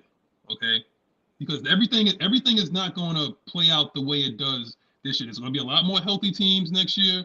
I mean, they're in the NFC West, so that's not a cakewalk in its own either. You know, like we know that Kyler Murray's going to have experience from playing in the playoffs, like with that god awful game that he played. Like these teams are going to get better, you know, next year. So there's teams that actually put these things and put all the chips on the table. It's like if you're going to go and do it, you got to do it now. You're not built you're built for right now. You're not built for, you know, down the road and whatnot. You're just not. So if you're gonna you're gonna hamstring your team with losing draft picks and what, I don't even know how many draft picks these dudes have this year. But if you're a Rams fan, don't even bother watching the draft. Don't. And I don't know what you guys. I don't know when y'all picking it. Like first, second, third. I don't know when y'all picking, man. But we got some Q&A. We're gonna go to some Q&A because we run along and whatnot. So Achilles Bill says, I want to hear others' opinion on Felipe Franks. Are the Falcons developing their QB of the future already? Dude looks the part. Okay, I want to know, Achilles. No, it's okay. I want to know, be specific on how does he look the part. I know there's times we've seen a little bit of him in preseason a little bit, and I know he stepped up on playing special teams, and there's times we've seen him line up at receiver. You know, I could see why you may see that by him being athletic quarterback, what he can do with his legs and stuff. But at the end of the day, is that really going to get us where we need to be? Can he make the right throws? Is he accurate enough to do that? And I guess we'll find out if, who knows, it could be Josh Rosen. I don't know. I'm just saying it, just put it out there because these are two quarterbacks right now who's behind Matt Ryan, and they're going to be learning behind him. So they're both young guys. So we'll see how that pans out in free agency, if we keep them or not, you know? And yeah. Man, I mean, since we're going to just go outside of storylines, like what, Jonte Rozier saying and whatnot, we're going to go like that. How about this? You keep Felipe Franks as Matt Ryan's backup for at least another 2 years. By that time, Deshaun Watson's all that crap will be will be taken care of. Yeah. You trade him for like a third round pick. Bring that boy back to Back Atlanta home. as your Yeah. quarterback for the season. If you want to talk, if we want to do storylines and whatnot, like you can go ahead and do it like that. But Right. realistically, um, I don't think that if Felipe Franks was the quarterback of the future, I don't think they'll be lining him up at like tight end or something like that. I don't think they would just have him like out there, just like Right. putting his Right. body, on the line Mm-hmm. he's like a gadget guy, and Yeah, he'll he's a be no gadget different guy. So than no way. yeah, different than Taysom Hill, Right. Right.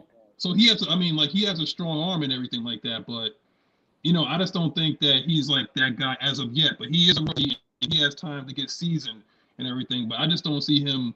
He's not that guy, as of yet. And if he's not that guy in the next like year or two, then I can see the Falcons getting real aggressive and probably either trading for like a young up and coming quarterback, Mm-hmm. or whatever, like Deshaun Watson. If this thing happens to subside or whatever like that, I can see them doing that, or I can see them like drafting like his heir apparent, maybe like an Arch Manning if we have like a really bad year or something like that, like hedging their bets and really like doing a Julio Jones trade and going up and get probably like Arch Manning or something like that. But yeah, let me see. We got another one here. JND Truck.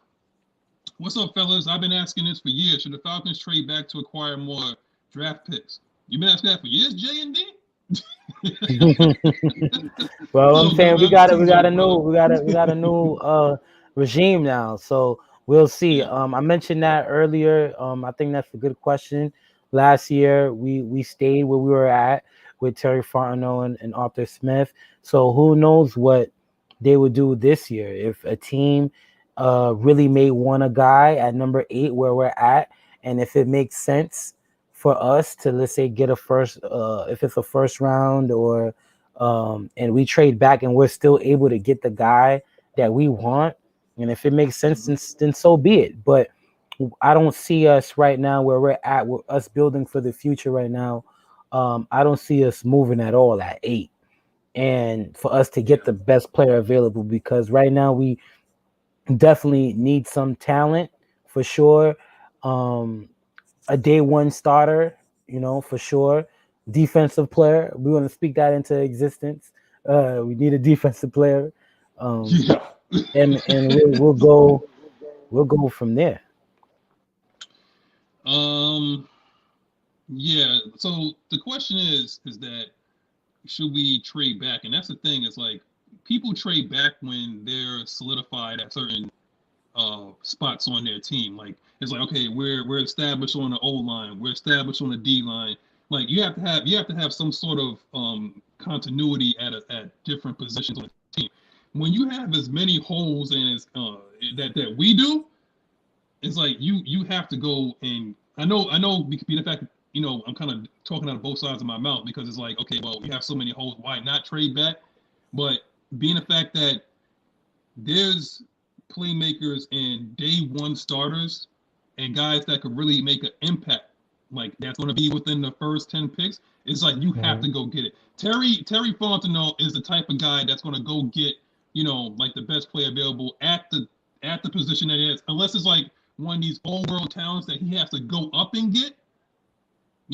Like the difference between, and I'm gonna ask you, Rich, the difference between Kayvon Thibodeau and a guy like David Ojabo or Aiden Hutchinson is what? Is it minor, or is it like this, or is it like this, like the type of talent, or are you kind of like in the Um, same, I would say this? it's like a little bit like in between, a good chunk in the middle, Mm-hmm, because on film doesn't lie. When it mm-hmm, comes to a jabo, you got like the size, like the height and weight and stuff, like the length and stuff like that. That plays a factor into certain things. But at the end of the day, talent is talent. What you're putting out there on the mm-hmm. film is what you're putting out there. That's all I can say. But Aiden Hutchinson and Thibodeau, I could say the margin is real thin. When you add a Jabo into the mix, it's a little like slightly there. You know what I mean? Okay. So So you saying that's Ojabo is all I like, can say. is he raw? Is he about as raw as Ao was when he was coming out? I'll say a Jabo has a little bit more skill on far Okay. as on pass rush, on him planning his moves. Like I've Yeah. seen on his film, Ojabo loves the spin move. So when you're Hmm. doing a spin move on a D-line on a pass rush, typically that's planned, but sometimes that's just you naturally doing it or just reacting. Like Jabo knows he has a pass rush plan. He's not Tack McKinley just bull rushing you every play, or Steven Means bull rushing you every play with no pass rush move at all. If we Yeah. draft Ojabo is gonna come at least with a game package plan or some tools under his belt on knowing how to uh counter some moves as well. Like he's good with his hands and he has raw talent at that, so it's good to see that. You So know. compared with Ogundeji, he had a little bit of moves, but it wasn't as uh, much. So yeah, that's it. yeah. Dean Pease said this. He said when you're drafting like defensive guys, he said sometimes you just got to go with guys that just have God-given talent outside of just like scheme. Like guys that just know the game. They know they have pass rush moves, and just like you just mentioned, I'm just basically reiterating what you just said. Playmaking This ability. is guys. Hmm. Yeah, did they necessarily need a Terrell Suggs? At the time that they did not. But they said they let Terrell Suggs do what he do. There was times where Terrell Suggs was supposed to drop in the coverage. He did not. Okay, what he did was go get the quarterback because it's something that he saw. Like remember Dean Pease coached a guy. His name was James Harrison. Okay, he knows how to get like these guys are just like God given. They have the God given talent and whatnot. And guys like James Harrison, so yes, they come like once every lifetime or whatever like that. But Dean Pease is trying to articulate to us the type of guys that he likes. He doesn't want guys that just kind of just like you said, run into the tackle and try to bench press him all the time. We already had a guy like that. We had Tack. Exactly. Okay. Those are the yes men. When Yeah. you talk about it, and I was a player. When you talk about because as a player, you're the one that's on the field. You're the one that's seeing everything. You're the one that's doing the action. You're playing. So there's times you may recognize something that you may have to abandon your assignment at times. Yeah. You know what I mean? Hmm. To make the play. But when you're playing at a high level, NFL, D1, if you're wrong, you're gonna rip your ass completely. They're gonna rip you for it. But at the same time, if you make the play and you abandon your assignment, then we Hmm. love you. You know what I'm saying? So like Yeah. like what he's saying is raw talent, ability. So it's like if you slip inside, even though your assignment is to contain the quarterback, and Yeah. you go inside and you make the sack, but let's say you go inside and he gets out of the pocket, it's yes, you're gonna get in trouble. So it's just it's a hard for football players. That's just what we go through. So that's Yeah. how it is. Yeah. Raw talent. Moving on. What we when it got? comes down to it, when it comes down to it, like raw talent about seeing things too. As opposed to like what you would scheme. Like I was supposed to cover like the deep third, but I saw the X coming on a dig, so I jumped it. So I knew it. So that's Exactly. the thing. That's Like that's that's that's from part of my it. eyes as a safety, as a former safety. It's like I know I'm supposed to Right. be like a little bit like 5 or 10 yards deeper than it was, but I saw that my man got beat and he's running a dig route, so I jumped it. There you So go. that's where it goes. Like sometimes it's about like teaching, and some coaches don't want to teach all the time. Sometimes it's like you have to come with something in your tool belt already, intelligence. So, Jameis Gilliam says, "Will we make the playoffs next season?" I'll start off and say, "Hell to the yeah. Yes, we are making the playoffs next year, and it's just because of two particular guys that was mainstays in our division are going. I do not trust Sam Darnold. I'm not worried about Carolina too much. I mean, I believe that we gave Carolina that game, earlier this year. I believe that, like they didn't go win it, like we lost it. So honestly, I think it's our division for the taking. Outside of Matt Ryan, we are pretty much relatively young, and if we continue to build and keep this thing rolling, it's like this division is going to be in an Atlanta Falcons chokehold for like the next couple of years. And yes, to answer your question, yes, I'm putting out here. Yes, we will make the playoffs next season. What do you think, Rich?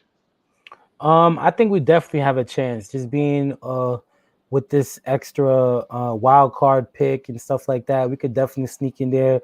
Just like how this season was, they're actually was a chance for us to make it to the playoffs this year. Let's not be oblivious to that, you know. Yeah. So so who knows how next season could play out with teams is losing and we have this same scenario again. So and we easily could have won two more games this season alone, easily. So we could have won 9 games this season and we could have had a chance to make it to the playoffs. So that's how things just play out.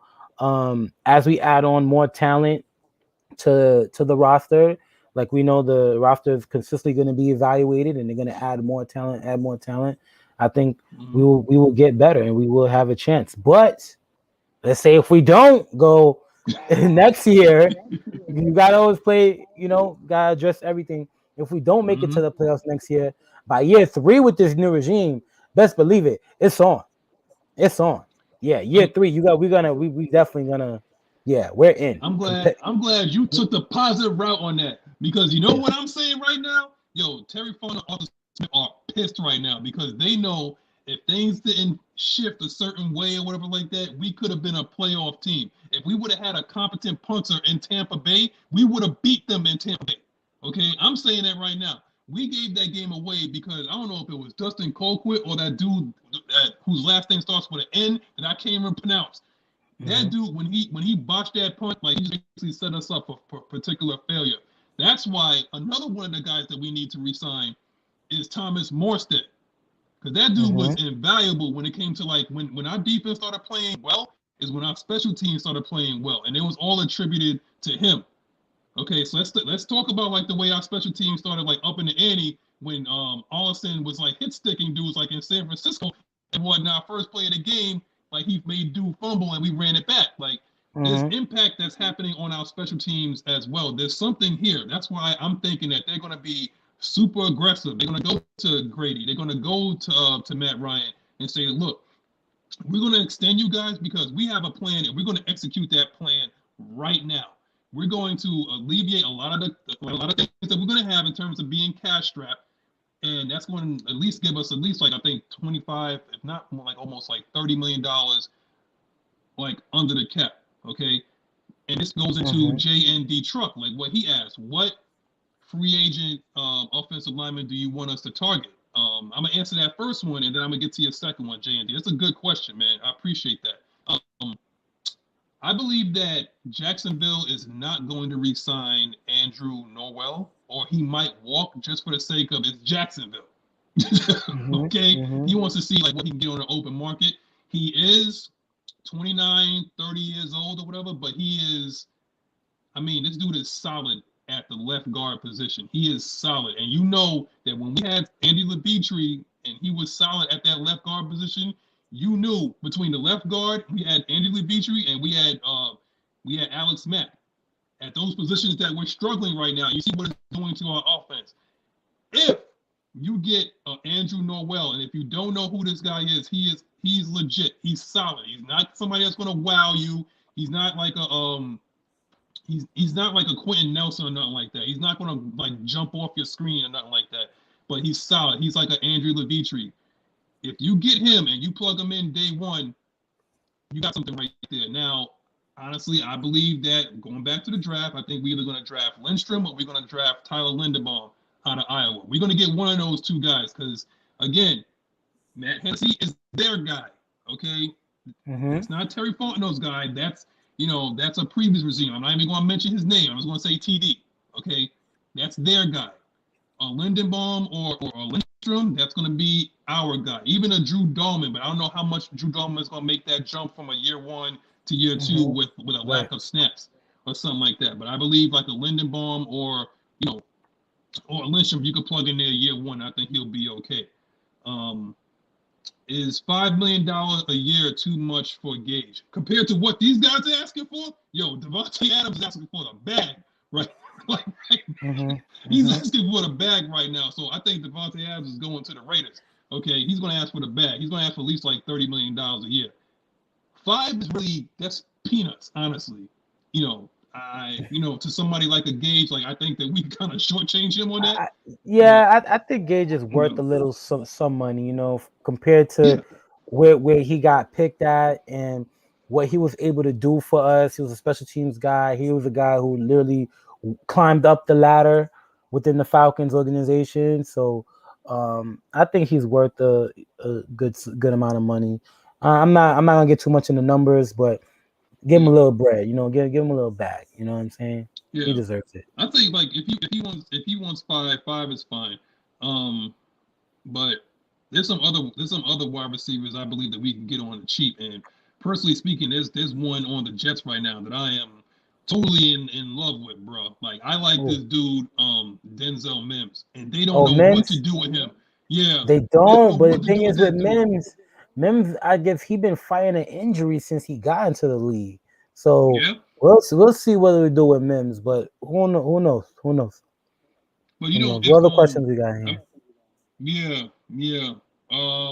Right now, Noah Tyndall said we face the NFC West and AFC North next year. We still good enough for the playoffs. Let me bring up some of those teams because I seen that. I know we got the Cardinals, we got the 49ers, we got the Browns, we got the Steelers, we got Chicago, we got the Chargers, Seattle, Ravens, Cincinnati, and the Rams. That's you know what I mean? Yeah, That's pretty good. So yeah. alone, when we're talking about we're gonna see Kyler Murray at some point, that little munchkin over there, that little midget. Yo, man, he's dangerous with his legs. So when you talk about a path rush, if you can't get to him and we give him Yeah, a field day and just dropping back, just giving him time to throw, and it won't yeah. be easy. It won't be easy. But even their team is not going to look the same, Yeah. like after this year. We don't know like if Buda Baker's going to be the same like coming back and everything like that. So it depends on like when we play them, you know. But Yeah. Hmm. the NFC North, I think it's more like like more flash than substance. Because one thing we don't know if A-Rod is going to be back on the Green Bay Packers or is Jordan Love going to be playing? Is he going to be starting? We don't know if Devontae Adams is going to be in a Green Bay Packer uniform. Like he said, We he don't know actually if Russell spoke. He Wilson stated, either. you don't know if Russell Wilson's going to be there. Like basically Devontae Adams said he would like to play with his college teammate who happened to be Derek Carr, and that's on the Las Vegas Raiders. He could be going. Okay, you just said it. You said Russell Wilson. Russell Wilson is talking about he wants to be up out of there. Like he can't go. One of the teams that he said he wanted to go to was Chicago, but they got Justin Fields. So I don't know about that, but he wants to be out. Question is like where would he go? You know. Hmm. I don't know where he would necessarily go. Probably, I don't know if he would go to Miami or something like that. But Kyle Murray is tall and he's an average fifth grader, and he's a beast.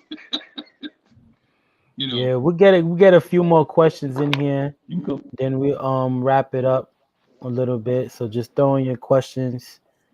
Just throw in your questions, guys. And this definitely was a great show. Appreciate the love. Appreciate the comments, man. You guys were active today in this chat. Let's keep it going. So Yeah, mhm. yeah. Like we're gonna wrap this up in like another like 5 or so minutes. Get all your Q&As out there. Get your questions out there, so we could answer them and whatnot. I know you guys are really excited about the draft and whatnot. If you want to still talk about draft moves, we can go that route. It's all good, man. It's been a while since we've been on, so we getting over the king stop right now, man. Yeah, man, we're getting it out. Plus, it's a big snow day for us right now. Oh yeah, we got like what you got? You got 10, 12 over there, right? 10 or 12 inches Yeah, where you at? yeah, we got a good amount of inches right now. Bruh, Yep. man, I ain't looking forward to shoveling that shit right now, bro. Like, I Yeah, ain't my looking my forward to it. my parents ringing me down right now. I gotta get the shoveling soon, man. Get my nice workout in. Good workout in Yo, for the day. I ain't looking forward to it, man. But it seemed like the snow would stop. For those of y'all down in Atlanta and Georgia and whatnot, I seen a lot of y'all was kind of happy to see some snow. Damn it! If you from the Northeast, you don't hear nothing about snow. Okay, you don't hear not a damn thing about snow. I wish I was where y'all was at, man, because it's like what, like 10, 12 degrees right now with that Hmm. snow. But anyway, everything ATL. Yes, Love this question, sir. man. We love this question. I personally love this question. Do we? You put with we. Do we keep Dion or Foye? I have a very unpopular answer to that, and it has to do with your boy Rich, because I like your boy now, man. He's on my list, man. So I I'm gonna go know. ahead. You answer that, man. I'll say we keep both of them, both of their asses, man, with Michael Walker, in behind them as well. I know a lot of us want to see Michael Walker on the field, and he will. He definitely will get more playing time. We all know it's important to have crucial depth. I don't know how I got to emphasize depth on your team, for each position. You know what I'm saying? So that's very important to have on your team. God forbid somebody gets hurt, something like that. We know we have an automatic guy to plug in there. And yeah, man, we keep both of them, man. Just keep it going. Well, That you was know easy. me, man.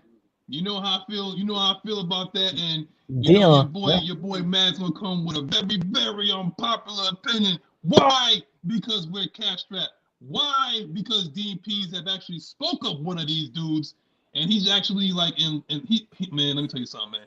I think that Dean Pease is absolutely in love with Foye Oluokun, man. Like he just speaks this dude's name in like anything that has to do with him being smart, being like doing the right things. Like that's why they chose him to be the Mike. There's a reason why you get chosen to be the Mike of the defense, man. You know that, man. Like you've done it. There's something Yeah. about when you have that green dot on your helmet. Like they look at you like, yo, you're the guy. Like Yep. you're the guy. Okay. Having said that, like I said, this is unpopular, man, because at this point, I think we're trying to transition from the old regime to the new. And does Debo fit Dean Pease type of guy? Is he that type of guy? It's a legit question to ask, honestly. Right. It's a legit Right. question. Right. It's a legit question to ask. Like, is he like our type of guy, or is he like because of monetary position, like we have to keep him or whatever? Fortunately for him, he was dealing. I mean, he was dealing with a shoulder injury and whatnot. Personally, I don't want to take shots at the dude, but maybe stop tackling with your shoulder. How about that? But Mm-hmm. but what I would like to say is I'm definitely if I had to choose because it says the question was Debo or Foye. Okay, I'm I keeping get you. Foye, man. Yeah, I'm You're keeping right. I'm keeping You're right. Foye all day, man. If I had a choice, You're right. this man is becoming because okay. Let me get a quick second with this. Okay, a moment with Magnus is coming again, real quick, and I just want to let you guys know, all 54 of y'all in the chat. I want to let y'all know one thing. Remember how we was spoiled on Debo, and I spoke to Mad Mike about this on Twitter, and we're a prisoner of the moment when we're Atlanta Falcons fans, and whether you're an Atlanta fan of any team, like we're a Mm-hmm. prisoner of the moment, and we saw what Debo was capable of playing that Mike position, how much of a playmaker he was, and we got spoiled over that. Okay, he spoiled over the fact of like he would get tackling, he'll be sacking the quarterback. He was making timely interceptions and whatnot. He was an absolute clutch playmaker. He's playing Mm-hmm. another position right now. Okay, he's playing a position where he doesn't have to think. This is why I'm a little like soured on him, even though he was playing with the injury. That's why I'm a little hard on him because of I'm a little prisoner of the moment too. But with this new regime, it's like Ricardo Allen is gone, Vic Beasley is gone, Yeah. Keanu Neal is gone. Like all Zach. those guys that represent like that 2016 team that went to the Super Bowl and could not get the job done. And we have not been back since due to either a lack of mentality or whatever it was, but we could not get over the hump. And I have no idea why. Now, is it because we're a little light in the ass in a lot of positions? Maybe. But at this point right now, it's like Dean Pease and Arthur Smith are going to get their guys. And there's going to be some unpopular decisions that's going to be made. I didn't like that Matt Ganal and Hayden Hurst got released. But that's where we're at right now. I'm Mm-hmm. loyal to this, not a player no more. I'm That's what done we with all that. are. Yeah. I'm done with Yeah. that, man. So if it at a point that if Debo has to go so that we can get some draft picks and we can build this team, then so freaking be it. That's where it's got to be right now. That's where we have to be right now. You know, a lot of the players that we have fallen in love with, that we got jerseys of, and we like to play on Madden or whatever like that. It's done. It's done. Okay, we're moving forward. Atlanta Falcons Nation, Atlanta Falcons, Goodfellas, all that. Atlanta Falcons team, we're moving forward. Plain and simple. Okay. Yeah, man. So at that point, like I'm keeping for you. I know we had another question. Someone. Oh, okay. So JND in the truck. JND truck from deep. He says, "Do you think with C-Red liking tweets about getting traded that he's done playing for Atlanta?" Now, I know we answered this earlier, but we'll answer it again, man. I think he's done. I honestly think he's done. The reason, and I'm gonna tell you, JND, is that the reason why we haven't said anything and why Arthur Smith and Terry Fontenot hasn't said anything is to keep his trade value high. Because if they actually knew or they actually had a reason, like let's just say for the sake of argument that there's nothing wrong with Slide, that he just didn't want to play on the team anymore, and he just said like mentally, let's just go that route just for the sake of argument, okay? They didn't want to disparage his name because they knew they probably was going to move on from him because Arthur Smith and Terry Fontenot was like, you don't want to be here, then we'll do right by you and we'll trade you. For the sake of also for you, but also on prospective free agents and anybody that wants to play with us, it's like, okay, they do right by their team. Even though dude didn't want to play with them, they did right by him by not slamming him in the news or the media or anything like that. They didn't answer no questions. They just let it be. So that I think that's what they're, you know what I'm saying? Like that's their long game that they're thinking in their head. It's like, I don't want to sit there and like, I'm not going to like, you know, mess with this dude or whatever like that. It's like, we'll do right by you. We'll trade him. We'll trade you. You know, it may not be where you want to go, but you'll be out of here, like plain and simple, you know. So, what you think? I know we answered that, but Nah, I'm saying, you got it, man. You hit the nail on the head, man. Like, I agree with you 100%, man. Yeah. So, all right, we'll take one or two more questions, like get one or two more questions out there, and then unfortunately, like those that live on the Northeast, we got some shoveling to do before that joint turn to ice, bro. Yeah, right. Got to beat that for sure. Yeah, you already know how it is, man. I'm gonna put it like this, just like Goodfellas. If you live in the Northeast and you got hit by this monster storm, if you know, you know. Okay. You know. You know. That's right. You're gonna have to take an ice bath after this, man. But yeah, one or two more questions, and then we're done. I'll just hit you with something real quick before they This is one question for you. What you think? Like, is Tom Brady done? You know, I would love to believe that, and I would love to say that, but I don't think Tom Brady is done at all. I think Tom Brady realistically have another 2 to 3 more years in him. The reason why I say that is because things are going to be different, being that if Leftwich, the offensive coordinator, gets hired and you see that team is starting to break up, I don't think it's going to be easy to re-sign everybody back again, being that you just lost. And I know Levante David, they had comments about it, and they were really bummed out about it, you know, because they really thought they had a chance. But I want Tom Brady to keep playing until we get our revenge, since what happened in 2016. And ever since that happened, we didn't uprise. We didn't live up to the occasion yet, going against Tom Brady. You know what I mean? And us getting our vengeance. So until that happens, then he can retire. Because I was one of those Falcon fans who was happy that Tom Brady came to the NFC South just so we can play him twice a year, just for that. You know what I'm saying? And he came to the NFC South for a reason too. He came to the NFC South. Okay, let me look what I can do here. Yeah, this is a weak division here. I can run this division, and that's where he thinks. And it's just like he did prove that. We're gonna give it to what's credit's due, and he is the GOAT. So I'm not gonna deny that either. So it's just like, why not play against the best competition? You know what I mean? And he's gonna bring the best out of the Falcons each time we play against him. So I don't think he's done yet, but realistically, I'll give it 2-3 more years. I think Tom Brady wants to make one more run for a Super Bowl, and that may happen within 2 to 3 years. Obviously, we don't want that to happen, but if he does win one more, God forbid, I think he may retire on that point. I see him like I have to compare him with LeBron in a sense of these are goats that have been playing within their sport for a long time, and I don't see them leaving no time soon either. So yeah. You know what this reminds me of? Um, and it just reminds me of rest in peace, Kobe. Like Kobe knew Yeah. that it was time. Like he didn't want to become like like a caricature of himself. Like he didn't want to become Hmm. a joke. And that's why I'm worried about Brady that he'll play too long where he becomes like a joke. You know, Hmm. where it's just like it's not even like you'll be sitting there explaining it to your kid like, man, you should have saw him back in the day. Like he was nasty back in the day. Right. I Right. think at this point, also what we don't realize a lot with a lot of these players is that their families take up a lot of sacrifice so that they're able to do what they do.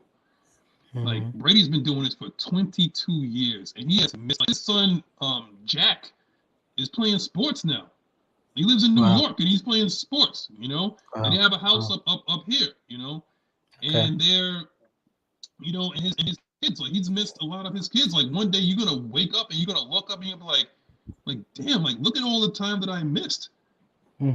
Like his first of all, his wife like said, I think like 2 years ago or something like that, like she wanted him to be done because of concussions and everything like that. You saw Brady, he got hit up in his face, by Yeah. like Von Miller, Yeah. so at this point it's like I'm hoping that he walks off into the sunset the way Ben Roethlisberger did. Now I know, Achilles Bill said time is driven by success. He is. I mean, he led the league in touchdowns and yards this year. But the thing is, like, you just don't want, I don't want him to get carried out the league. You know what I'm saying? Like, Right. Right. I Right. don't want that. But Until we what see I it want, happen, then I believe yeah, it. You know what I mean? yeah, But yeah. That's the yeah. thing with him is like you don't know. Like we've been talking about this since almost like for about almost 4 or 5 years now. Is he done? But the way he's been talking, he's never talked like this before. Like there's like a I didn't see. finality in Did his he say voice. recent stuff? I don't know. Like I don't Yeah, see him like he was like he's retiring actually like this. considering because he said It's this. He probably said it's maybe time for my family. Hmm? he's probably maybe considering that. Just I think the way how the season probably ended and stuff like that Yeah, was just him like he was building kind of caught in the guys. A moment, lot right? of right caught up in the moment. Probably a lot, but I could see him at least doing one more year, 2 more years for sure. Just the simple fact that Ben Roethlisberger had his time, Yeah, and just to at least honor him, let him go out the right way, knowing going into the season this is going to be his last season. You know what I'm saying? So like, I would want that to happen at least for Tom Brady, for the NFL, just for everybody, because everybody would want to enjoy seeing that. With all the yeah, all the numbers, he got it. He did it. There's nothing more he can ask for. It is time for him to retire. I'm not going to deny that, but some people wouldn't want to see him leave yet. yeah, So just one more year off to at least to send him right.